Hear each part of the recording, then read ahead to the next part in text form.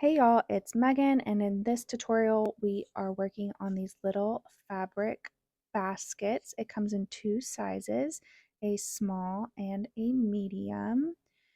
These are super cute. You can use scraps to make most of it. You do need some flex foam or some interfacing. I'll show you the one that I've used in this tutorial.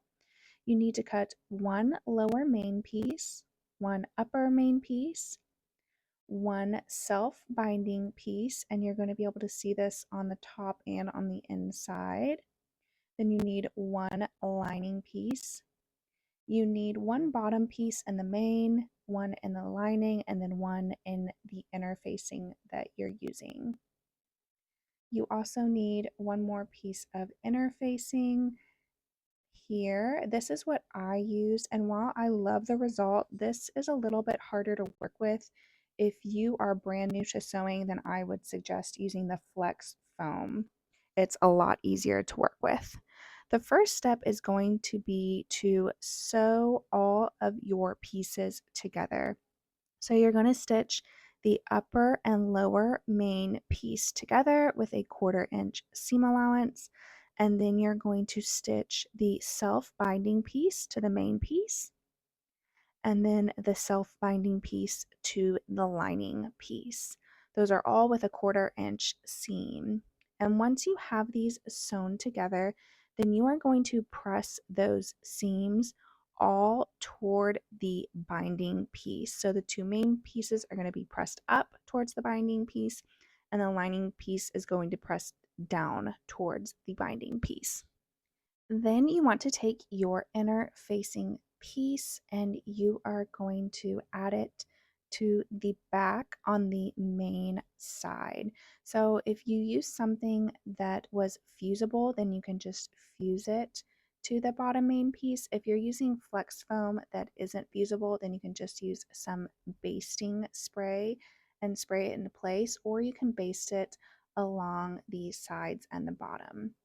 Then you're going to fold your piece right sides together, matching all of the seams, and you are going to stitch this together, leaving a as wide as you can opening in the lining to flip it later. You're going to press that unsewn 1/4 inch towards the wrong side on the lining piece. You want to make sure you give yourself plenty of room with the opening, because if you're using this thicker interfacing, then it is a little bit difficult to turn it on the right side. If you're using the flex foam, it is a little bit easier to turn right side out, but you still want to give yourself plenty of Next, you want to add the interfacing to the bottom piece. So if it's fusible, then go ahead and fuse it together. If it's not fusible, then baste it together or use some basting spray. Then you are going to quarter the bottom of the bag and the bottom piece. You're going to match the quarter points and ease the rest of the circle into place. And then once you have everything pinned together, you are going to stitch the bottom of the bag to the main piece with a 1/4 inch seam allowance.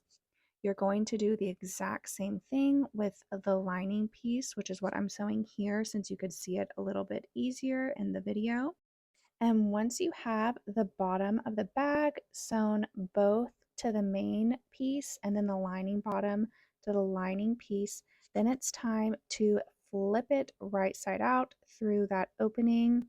Again, if you use the same interfacing as I showed at the beginning, this is going to take a little bit of work to flip it. You have to work in small sections because it is very thick, and then just working in small sections, get it flipped.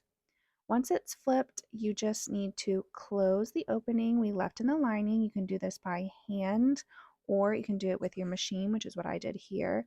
And then the most important part of this is really taking your time to press the bag. You want to make sure that the self-binding is pressed and you can see it both on the inside and on the outside, and you want to press the bottom of the bag where it's curved, and then you can use a pressing ham or stuff it with extra fabric or a towel and press all along the sides on the curves. The last step is going to be to top stitch the self binding into place, and then your little fabric basket is all complete and done. If you have any questions, of course, you can leave them down below and I will try to answer. If you make one, we would love to see it posted in our Facebook group or tag us on Instagram at Made for Mermaids, hashtag Made for Mermaids Patterns.